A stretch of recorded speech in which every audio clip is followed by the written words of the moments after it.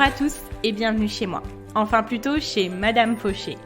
Aujourd'hui, on pose nos valises chez cette grande dame qui prend un peu trop de place dans nos vies. Moi, c'est Laura, votre hôte sur ce podcast. Chaque semaine, on aborde le sujet de l'argent pour le mettre au service de vos ambitions et reprendre le pouvoir sur votre vie. Alors, prêt à sortir de la fauche ? Faisons le chemin ensemble, sans pression, pas à pas, comme à la maison. Vous êtes prêts ? C'est parti. Hello à tous, je suis trop contente de vous retrouver. Franchement, j'arrive pas à maintenir mon excitation en fait. Sans vous mentir, franchement, je suis super contente d'être de retour et d'être de retour dans de bonnes conditions. Parce que vous avez pu le voir, du coup, il y a eu une petite pause dans le podcast. Voilà, et justement, je reviens avec un sujet qui est totalement d'actualité pour moi et qui est totalement ce qui s'est passé pour moi. Voilà, reprendre sur de bonnes bases, faire le vide, c'est ultra puissant dans notre vie, qu'elle soit personnelle ou financière du coup. Donc j'avais envie de vous parler de ça parce que je pense que surtout aujourd'hui quand on a beaucoup d'opportunités, on peut faire beaucoup de choses, surtout quand on a envie d'entreprendre. C'est pas les idées qui nous manquent, c'est pas les opportunités qui nous manquent. Mais c'est un petit peu compliqué de rester toujours sur son cap, même si je pensais l'être honnêtement sur mon cap. Après, il y a des choses que l'on fait et qui nous servent pas forcément. Donc ça, justement, on va en parler aujourd'hui. Je vais vous donner un petit peu mes clés, les choses que j'ai utilisées moi pendant ce mois-ci pour refaire le vide et me sentir encore plus alignée à la façon dont j'étais alignée en fait avant et avoir un quotidien qui me correspond beaucoup plus. Et tout ça dans l'objectif de faire grandir ses projets et justement aussi de faire grandir ses revenus. C'est pour ça qu'on est là. Je pense que c'est pour ça que vous êtes en train de m'écouter, que vous êtes chez Madame Fauché. Donc pour commencer, je voulais vous dire bienvenue chez moi, bienvenue dans le podcast. Je suis vraiment trop heureuse de vous retrouver. J'ai hâte d'avoir vos prochains retours sur ce premier podcast, on va dire du retour du coup de ce podcast-là. Donc sans plus attendre, on va démarrer. Je suis très heureuse, je vais le répéter beaucoup je pense, mais c'est le cas. Donc merci de m'écouter, merci d'être de retour et puis on va démarrer tout de suite pour l'épisode. Alors pour commencer, pourquoi faire le vide ? Pourquoi ça ? En fait, si vous avez suivi un petit peu ce qui s'est passé pour moi au début d'année, je vous avais dit que je voulais créer des revenus, que je voulais faire plein de choses. Mais je suis tombée un petit peu dans le piège de ma qualité en fait. C'est le défaut de sa qualité. Le défaut de ma qualité, pardon. C'est que quand on est ambitieux, quand on est quelqu'un qui aime beaucoup faire les choses à fond, des fois on peut foncer un petit peu tête baissée dans des choses qu'on pense être bonnes pour nous, même si on a une vision, etc. Et justement là, cette vision-là, quand on se la rappelle, on se dit est-ce que c'est bon ou est-ce que c'est pas bon ? Donc au début de l'année, j'ai décidé de me lancer aussi dans une seconde activité qui pouvait m'apporter énormément. Je sais qu'en termes d'expérience, ça pouvait m'apporter beaucoup. Et en fait, j'ai commencé à allier les deux avec Madame Fauché et du coup cette autre activité. Ça n'a pas été très fructueux, je ne sais plus parler, pardonnez-moi. Ça n'a pas été, ça n'a pas abouti. Mais en soi, c'est pas grave, j'ai retenu de très bonnes leçons et je vais vous en parler un petit peu plus tard. Ce qui s'est passé, c'est que j'ai rempli ma vie de beaucoup de choses parce que j'ai doublé en fait les incertitudes, j'ai doublé les projets, j'ai doublé les échanges, j'ai tout doublé en fait. Et du coup, quand j'ai commencé à me poser la question, mais Laura, comment est-ce que ça va te rapporter ? Est-ce que ça va te rapporter à la hauteur de ton investissement ? C'est là que j'ai commencé vraiment à cogiter. Parce que du coup, je commençais à me rendre compte qu'avec toutes ces choses qui remplissaient mon quotidien, je n'étais plus autant percutante, autant impliquée. Enfin, je n'avais plus autant d'énergie pour l'une chose et l'autre. Donc en fait, c'est ce que j'ai appris, c'est que l'énergie, ça ne se démultiplie pas. Ça paraît logique comme ça, mais bon, quand Madame Fauché, ambitieuse, allez, on y va, comme un bulldozer, vous voyez, Laura, l'énergie ne se démultiplie pas, au bout d'un moment, c'est limité. Donc, tu peux pas donner plus d'énergie que tu n'en as, et c'est ça que, j'ai vraiment compris, parce que j'ai mis beaucoup de choses dans ma vie et c'était des choses qui m'encombraient plus, qui ne m'aidaient. Ce qui s'est passé, c'est que le ratio temps passé sur ces tâches-là et revenu était mauvais. Ça, j'en étais consciente depuis le début, mais dans tous les cas, quand on commence une activité, c'est pas du jour au lendemain qu'on gagne de l'argent, quoi. Mais voilà, j'ai essayé d'améliorer ce ratio en me disant, à l'avenir, il faut que je me crée en fait un système qui fonctionne bien, un système épuré, simple, pratique, qui fera en sorte que mon ratio temps-revenu sera bon. Je vous parle de mon expérience pour vous introduire un petit peu ce sujet-là parce que peut-être que vous allez vous reconnaître dans cette expérience-là. On dit qu'on est des slashers entre guillemets parce qu'on a plusieurs activités, qu'on a du mal à se cantonner à une chose. Mais ça peut s'aborder à plusieurs domaines de votre vie quand on rajoute quelque chose dans notre vie et qu'on se rend compte en fait qu'il nous pénalise plus qu'il nous aide. Mais voilà, moi je me suis rendu compte que ça me pénalisait beaucoup et surtout chez Madame Fauché parce que j'avais tellement de choses à faire que j'avais un petit peu la tête embrumée. Je me disais faut vite que je commence à travailler, faut que je fasse ci, faut que je fasse ça. Je me mettais en fait une pression constante parce qu'il fallait que j'avance dans tout ce que je faisais beaucoup plus vite, que je sois beaucoup plus efficace, blablabla. Comment ça se manifestait dans mon quotidien ? Alors moi depuis l'année dernière, depuis le premier confinement en fait, j'avais pris l'habitude tous les matins d'aller marcher avec mon chien. Après je m'étais mise au sport, donc je faisais du sport quasi tous les jours. J'avais vraiment une routine où j'avais appris à prendre ce temps-là pour moi, chose que j'avais beaucoup de mal à faire avant et qui, je pense, a été vachement plutôt facilitée avec le premier confinement où on a été forcé de prendre le temps pour nous. Et donc ça, c'était une routine que je me suis rendu compte être assez bénéfique pour mon bien-être. Moi qui suis toujours en fait dans l'extrême, le tout ou rien. En fait, avoir une routine comme ça qui me cadence, c'est très bon en fait pour le fait d'avoir des justes limites, d'être cadencée dans mon quotidien et d'avoir au moins ça qui me cadre. Et donc, comme je suis partie dans l'extrême avec mes 2 activités, là, j'ai commencé... Alors, je n'ai pas lâché la promenade parce que si j'arrêtais la promenade, mon chien allait me coller toute la journée et que, voilà, je le faisais pour lui. Quand on fait les choses pour les autres, c'est beaucoup plus facile de les faire. Donc ça, au moins, je le faisais pour lui. Mais après, le sport, c'était que pour moi. Donc je me disais, vite, allez, rentre de ta promenade. Et bon, le sport, c'est pas grave, mets-toi tout de suite au travail. Sauf qu'à un moment donné dans la journée, quand... En fait, j'avais du coup abandonné cette routine-là qui me faisait du bien et qui me permettait d'être modérée dans ma vie. Comme je l'avais abandonnée, en fait, du coup, ça fonctionnait mal dans ma journée. Je commençais à travailler très tôt, du coup, et je faisais beaucoup de choses, j'avais beaucoup de pression, je voulais avancer très vite, et quand je n'arrivais pas à avancer vite, j'étais frustrée, du coup, je m'énervais contre moi-même. Du coup, c'était un peu un cercle infernal qui faisait que plus la journée avançait, moins j'étais fière de moi. Et du coup, je finissais des fois par ne rien faire ou me sentir vraiment assommée. Ça a joué énormément sur mon moral. Et voilà, c'est pour ça aussi que j'ai fait une pause dans les podcasts parce que j'avais besoin de restructurer tout ce que j'avais mis en place. Mais parce que moi, quand je fais le podcast, j'ai envie d'être de bonne humeur, j'ai envie de vous transmettre plein de bonnes choses. Et en fait, je vais vous dire quelque chose, j'ai fini l'enregistrement d'un podcast, je suis fatiguée. Pourquoi je suis fatiguée ? Parce que, je sais pas, je donne beaucoup en fait, et j'ai envie d'être pleinement là, j'ai envie de tout donner, et c'est pour ça aussi que c'est très difficile pour moi de faire du batch, je crois que c'est comme ça qu'on dit, parce que j'ai beaucoup de mal à enregistrer 4 épisodes dans la même matinée ou dans la même journée, parce que je sais pas, il y a beaucoup trop d'énergie qui sort, donc du coup je suis pas capable d'en enchaîner autant, parce que à la fin vous allez le voir que je suis complètement crevée quoi. Donc je divague un petit peu, mais voilà, c'est pour vous donner tout le contexte. C'est que du coup, à ce moment-là, je me suis dit, en fait, j'étais épuisée et c'était super dur pour moi de me dire, je vais faire un épisode de podcast et je sais pas comment ça va rendre parce que je suis pas en pleine possession de mes moyens, de mon humeur, etc. Donc, j'ai préféré, mettre le podcast de côté, restructurer tout ça, reprendre les bases, reculer pour mieux sauter. Je vous ressors toutes les expressions. Donc voilà, je vous ai fait le topo. J'ai mis une grosse partie en plus de travail, de pression, tout ça dans ma vie.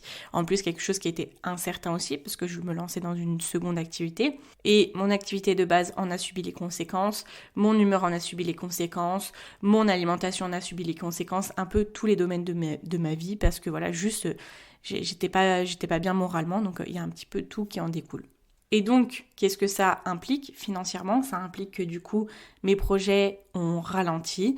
Ça implique que j'ai eu une grosse baisse d'estime de moi, que j'ai énormément douté. Donc voilà, je vais pas vous faire un dessin. Dans tous les cas, ça n'a pas du tout été bénéfique.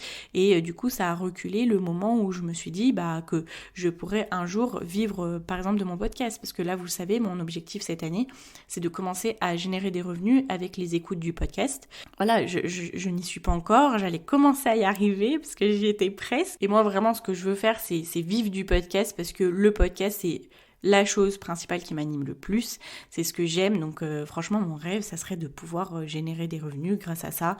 Voilà, vous savez, maintenant, il y a des youtubeurs qui vivent avec leur vue YouTube. Bon, ils ont beaucoup d'autres sources de revenus, mais voilà, j'aimerais que ce soit bientôt la même chose avec le podcast. En plus, c'est un média qui se développe énormément. Donc voilà, moi, j'ai beaucoup de foi en ce format-là.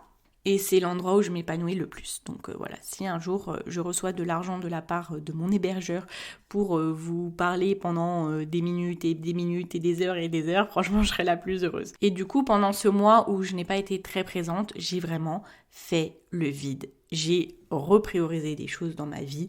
J'ai du coup abandonné cette autre activité. Et franchement, je me suis sentie tellement soulagée. C'est comme si j'avais un poids sur mes épaules qui s'est enlevé. Et je me suis dit, enfin, ça y est, je me redonne le temps pour être à 100% sur Madame Fauché. C'est ça qui me plaît, c'est ça qui m'anime. Et je me suis dit, mais pourquoi je me suis infligé ça ? Mais voilà, j'ai subi les conséquences de mon ambition. J'ai subi les conséquences de mon côté tout ou rien. Donc j'ai commencé à faire le vide pour reprioriser et j'ai appris une belle leçon. C'est que la patience, c'est important, c'est que mon propre projet est le plus important et que maintenant je me focalise à 100% sur mon projet de Madame Fauché. Et c'est comme ça que ça fonctionnera. Alors, de votre côté, comment vous rendre compte si vous avez besoin de faire le vide ? Donc peut-être que vous êtes un petit peu reconnu dans ce que je vous ai dit auparavant. Mais voilà, comme je vous l'ai dit, il y a plein de choses dans notre vie qui nous encombrent en fait, que ce soit mentalement, physiquement, dans notre quotidien ou même matériellement. Ma première question, c'est est-ce que vous avez l'impression d'être dans un brouillard constant ? Est-ce que le matin, quand vous vous levez, ou le soir, quand vous allez vous coucher, il y a toujours cette même chose qui revient dans votre tête, où vous dites « faudrait vraiment que je fasse ce truc absolument » et que vous ne finissez par jamais le faire. Est-ce que, alors là c'est un peu plus poussé, peut-être un peu plus extrême, mais est-ce que vous avez l'impression d'être dans votre vie au quotidien, de faire les choses mais que vous ne savez même plus pourquoi vous les faites ? Est-ce que vous avez l'impression de n'y voir clair sur rien dans votre vie ou sur certains domaines, vous ne savez même pas combien de temps ça va vous prendre, que vous dites « ouais, là, ça va être le charbon » ou plein de choses comme ça où vous vous dites que c'est énormément de travail ce qui vous attend dans un domaine. Par exemple, le rangement de votre maison. Si vous vous dites « le jour où je vais devoir me mettre à vraiment ranger mes placards, etc. » là, je vais être dans la vous voyez ? Ou le jour où vous dites, je vais devoir ranger mes documents. Pareil, là, ça va me prendre une demi-journée, une journée. Ou quand vous vous dites, demain je vais au travail et que vous avez l'impression que ça vous prend toute votre énergie, par exemple. Un engagement que vous avez pris, ou quand vous y pensez, vous dites, vivement que ça soit fini. Ça, c'est quelque chose qu'il faut virer de notre vie, par exemple. On va venir faire un petit focus sur l'argent, parce que faire le vide au niveau de l'argent, c'est super important, et ça peut aller très vite de perdre le contrôle et perdre la clarté qu'on a sur l'argent. Donc, mes questions, c'est, première chose, est-ce que vous sauriez me dire en une seconde combien vous gagnez exactement ? Que ça soit vous, personnellement, ou avec votre conjoint ou conjointe. Est-ce que vous sauriez me dire combien exactement vous épargnez chaque mois ? Pour quel domaine ? Dans quel compte épargne ? Est-ce que vous sauriez me dire exactement quels sont vos objectifs financiers ? Pour dans 3 mois, dans 6 mois, dans 1 an par exemple. Est-ce que par exemple pour votre gestion financière, vous avez des documents à remplir depuis si longtemps que vous ne savez même plus où ils sont et pourquoi vous en aviez besoin ? Est-ce que vous vous dites, oui, là, il faut vraiment que j'aille voir mes comptes tous les matins ou tous les soirs avant d'aller vous coucher ? Est-ce que vous faites la politique de l'autruche ? Est-ce que vous avez l'impression de ne pas avoir le contrôle sur ce qui rentre et sur ce qui sort de votre compte en banque ? Si vous m'avez répondu oui à certaines de ces questions, c'est sûrement que vous avez besoin de faire le vide, faire le tri et faire le point. Parce que si on ne fait pas le vide, dans nos finances, par exemple, on va dépenser notre argent dans des choses inutiles, sans forcément s'en rendre compte. On n'a pas l'espace ou les ressources de créer de nouvelles sources de revenus, parce que généralement, si on veut entreprendre, pour se créer des sources de revenus, il nous faut de l'argent pour pouvoir investir. Et quand on a tellement de choses dans notre vie, que ça soit financièrement, matériellement, etc., en fait, c'est tellement rempli qu'on n'a pas la place de sortir de notre zone de confort, parce que notre énergie, elle est dépensée sur toutes ces autres choses-là, dans notre charge mentale, dans beaucoup de choses, et du coup, nous dire ouais, il faut que je sorte de ma zone de confort pour faire cette chose-là qui me fait extrêmement peur, mais qui va m'aider à gagner de l'argent, qui va m'aider à gagner en confiance, qui va m'aider à faire ci, ça, en fait c'est impossible. On n'a pas cette énergie-là pour le faire, parce que notre courage, il est alloué à d'autres choses. Du coup, je vais vous donner des petites astuces pour venir vous débarrasser de ces choses qui vous prennent trop de place dans votre vie. Comment faire ? Alors, comment s'en débarrasser ? Première chose, vous allez aller à la chasse aux voleurs de temps et aux voleurs d'argent. Vous savez, je vous avais fait un podcast sur la relation entre le temps et l'argent, et ça c'est clairement en lien avec ce que je vous dis aujourd'hui. Quand on a beaucoup de choses dans notre vie, on n'a pas le temps, on n'a pas l'énergie, donc c'est forcément lié à une perte ou un gain d'argent. Donc là, dans ce cas-là, c'est la perte d'argent. Donc si vous voulez en savoir plus sur l'épisode auquel je fais référence, c'est l'épisode 44 du podcast. Moi, j'aime bien les appeler les voleurs de temps et les voleurs d'argent, parce que c'est des choses qui nous volent notre temps et notre argent. On n'a pas forcément le contrôle, mais ils nous le prennent sans qu'on on en ait donné l'autorisation. Et je vais venir mettre une petite nuance à ça. Quand on n'a pas donné l'autorisation, en fait, c'est à nous de décider si on laisse cette personne, si on laisse cette chose-là, cette croyance-là, prendre notre temps. C'est à nous de décider de prendre le contrôle et de se dire, à partir d'aujourd'hui, cette chose-là ne prend plus de mon temps et donc ne prendra plus de mon argent. Donc il faudra venir faire du tri dans différents domaines de votre vie. Donc je vais vous donner des petites pistes de réflexion qui vont peut-être vous aider à vous rendre compte des choses qu'il faut enlever de votre vie. Alors, il y a différents domaines. Pour vous donner un exemple, moi ce que j'ai fait pendant un mois, ce que j'ai fait pendant ce mois dernier, j'ai nommé TikTok de mon téléphone.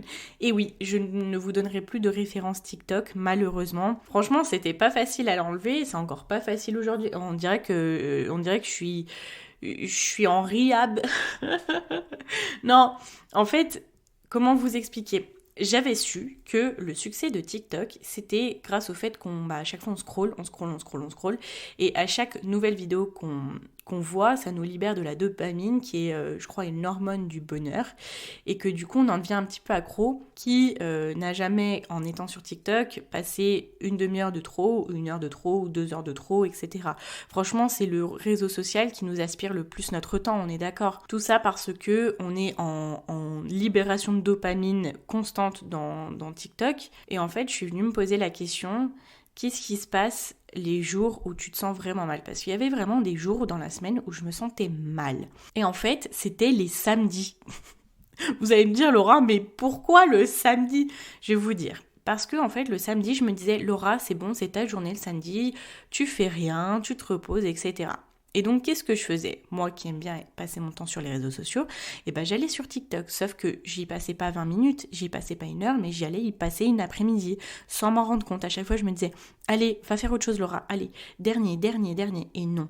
Et en fait, quand je quittais TikTok, j'avais une redescente, genre en mode où je me sentais vide, où je me sentais mal, et j'avais l'impression d'être déprimée, etc. Alors qu'en soi, j'étais dans une journée de pause, tout allait bien dans ma vie, j'étais avec mes parents, j'étais chez moi, j'étais bien. Et en fait, quand la dopamine s'arrête dans notre corps, on a une redescente où on se sent super mal.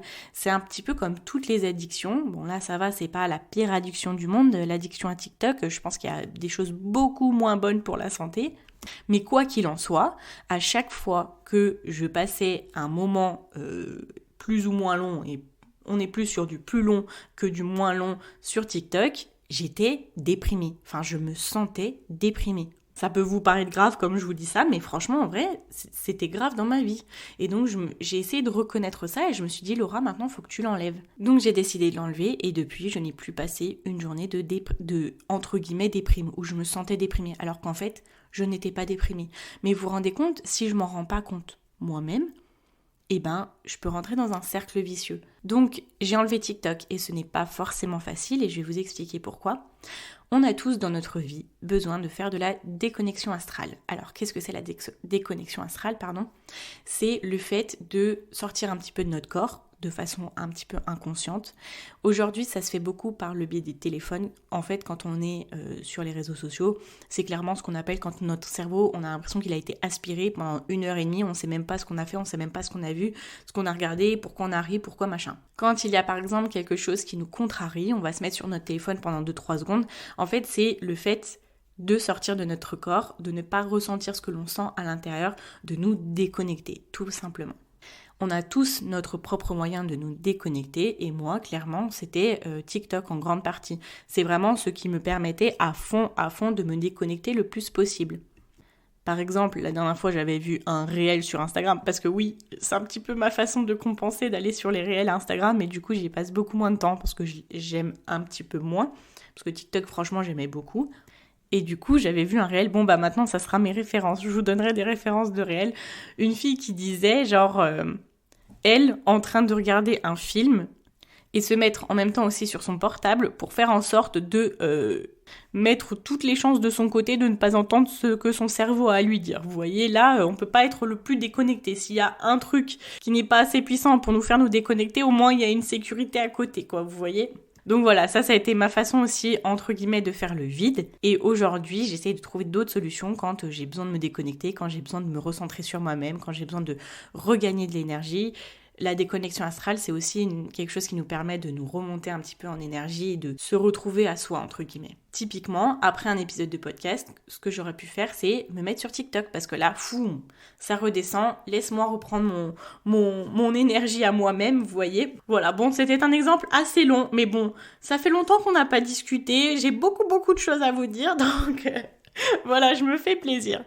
Alors, voilà, on va revenir sur les pistes des domaines qui pourraient peut-être être un peu éclaircis dans notre vie et dans votre vie. La première chose, du coup, c'est aller voir dans les heures de votre journée. Quel est le moment où vous sentez peut-être un petit peu de frustration, où vous avez l'impression que vous n'avez pas été le plus productif ou que vous n'avez juste pas fait ce que vous vouliez faire? Quel est ce moment-là dans la journée et qu'est-ce qui a déclenché ce sentiment? C'est quoi qui vous a déclenché un sentiment négatif? Et justement, cette cause-là, c'est peut-être une cause à changer, à améliorer ou à enlever. Après, je vais vous parler de votre travail. Dans notre travail, on a beaucoup de voleurs de temps, on a beaucoup de voleurs d'argent. Et je vais vous donner un exemple que m'a donné Laura BLT, donc que j'ai accueilli sur le podcast, juste le podcast d'avant. Et elle, en fait, elle parle des tâches poubelles. Et c'est clairement ça. En fait, on a toujours des choses qu'on veut faire ou qu'on fait dans notre quotidien, dans notre travail. Donc que ça soit quand on est salarié ou quand on est entrepreneur, qui ne nous rapportent pas forcément de valeur. Des choses qui volent notre temps. Alors en entreprise, moi quand j'étais en entreprise, ce que j'ai repéré, c'est les moments où on divague un petit peu, où on discute un petit peu avec tout le monde. Parce que quand on est en entreprise, quand on est au travail, on n'est pas forcément à 100% toujours au travail. Et je ne jette la pierre à personne, j'ai été dans votre cas, si vous êtes salarié, mais j'ai été dans le cas des personnes qui sont en entreprise, qui n'ont pas forcément toujours la motivation de travailler et qui vont faire les tâches un petit peu plus sympas à faire, mais qui ne sont pas celles qui apportent le plus de valeur à notre expérience, à notre travail. Ensuite, j'arrive à un domaine qui, je pense, fait le plus mal et qui est le plus compliqué à clarifier, c'est l'entourage. Alors, mon petit conseil, du coup, c'est de faire attention à qui on donne notre énergie. Il y a des personnes qui sont dans notre vie, donc plus ou moins proches, qui n'ont pas forcément une influence positive ou qui vous apporte plus du négatif que du positif. Ça peut être pour beaucoup de choses.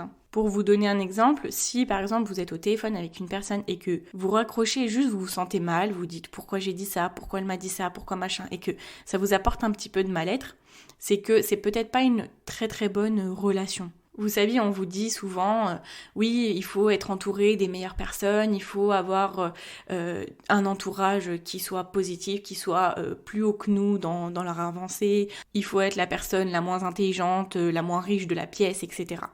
Au-delà de tout ça, parce que oui, je suis d'accord avec ça, même si voilà, dans notre quotidien, moi j'ai envie aussi d'avoir des personnes qui sont dans d'autres domaines de ma vie. Moi, mes amis que j'ai depuis des années, c'est toujours les mêmes amis, enfin voilà. Mais au-delà de tout ça, en fait, simplement, quand vous laissez ces personnes-là, comment vous vous sentez?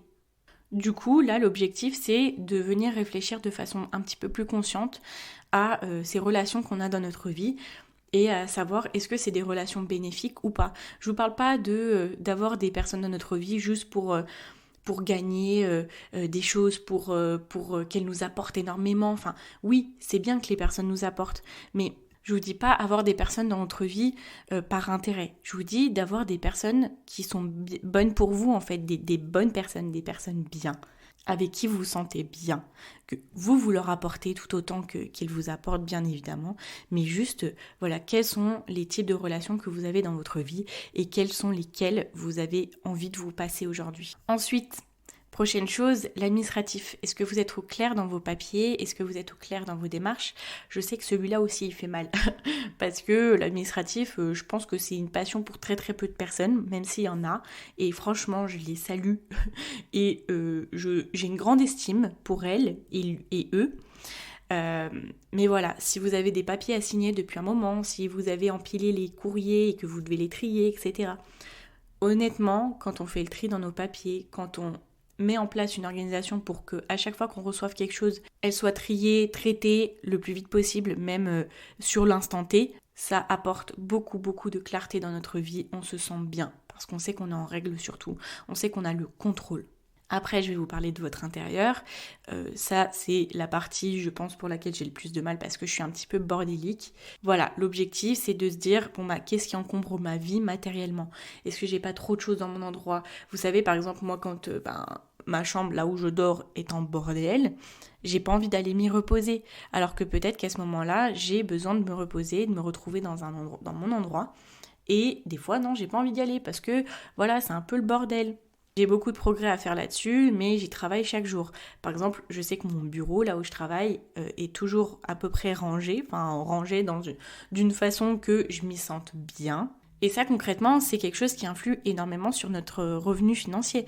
Parce que si on est dans notre lieu de travail et qu'on a envie d'en sortir le plus vite possible, forcément, on va pas être prêt à faire des heures, on va pas être prêt à être productif, on va avoir un peu l'esprit embrumé, on va pas avoir de bonnes idées. Voilà, ça va un petit peu venir freiner toutes nos ambitions, tout ce qu'on a envie de faire. Alors que si on est dans un endroit où on s'y sent bien, qui est lumineux, déjà le matin, on a envie d'y aller parce qu'on s'y sent bien. Et moi, tous les matins, vous savez, déjà, j'arrive, j'ouvre les volets, je mets une petite musique, toujours la même musique. C'est mon rituel et ça fait en sorte que je m'y sente bien et que j'ai envie de commencer à travailler dans cet endroit. Généralement, quand je termine par travailler dans le salon, c'est que mon bureau n'est pas rangé et que j'ai pas envie d'y aller, vous voyez? Donc ça, c'est super important. Dernier domaine, bien évidemment, on est chez Madame Fauché, donc on va parler d'argent. Le niveau financier. C'est les questions que je vous posais tout à l'heure. Est-ce que vous savez combien vous gagnez? Est-ce que vous savez combien vous épargnez? Autre chose, est-ce que vous savez combien vous dépensez dans tel et tel domaine de votre vie? Est-ce que vous savez combien vous avez dépensé le mois dernier? Est-ce que vous savez à combien s'élèvent vos frais bancaires? Toutes ces choses-là, en fait, il faut connaître ces chiffres. Si on ne sait pas combien on gagne, si on ne sait pas combien on dépense, la vie ne nous apporte pas plus de ressources si on ne sait pas gérer ce qu'on a actuellement. Il faut envoyer des messages à la vie en disant « Mon gars, je suis prêt. Parce que là, maintenant, tu vois, je suis super organisée. Donc, amène-moi l'argent, t'inquiète. Amène l'argent, je vais très très bien m'en occuper. » Alors, pour résumer, les domaines dans lesquels vous pouvez aller regarder, voir s'il faut faire un petit peu de tri, clarifier, tout ça. Première chose, les heures de votre journée, qu'est-ce qui fait que vous ne vous sentez pas très bien. Deuxième chose, quels sont les voleurs de temps dans votre travail? Votre entourage, quel type de personnes ne vous aident pas forcément dans votre vie? L'administratif, est-ce que vous êtes au clair dans vos papiers? Est-ce que vous êtes au clair dans votre intérieur? Et est-ce que vous êtes au clair dans vos finances? Voilà, écoutez, j'ai été ravie de discuter avec vous pour ce tout nouveau podcast. Faire du vide dans sa vie, je pense que c'est quelque chose qui m'a beaucoup aidé. Et c'est des choses qu'on doit faire régulièrement. Il faut rester attentif en fait à ces choses-là, à se dire est-ce que ma vie n'est pas trop encombrée en ce moment en termes d'occupation, en termes matériels, en termes financiers, etc. Tout ce que vous voulez. Tout ça, faire le tri, ça permet d'améliorer votre charge mentale parce que la charge mentale, quand elle est trop importante, tout est plus compliqué dans notre vie. Et moi, ce qu'il y a, c'est que je suis quelqu'un, dans l'extrême, donc c'est tout ou rien. Et quand c'est tout, c'est beaucoup trop et à un moment, ça explose. Donc voilà, j'espère que cet épisode vous a plu, que vous avez passé un bon moment.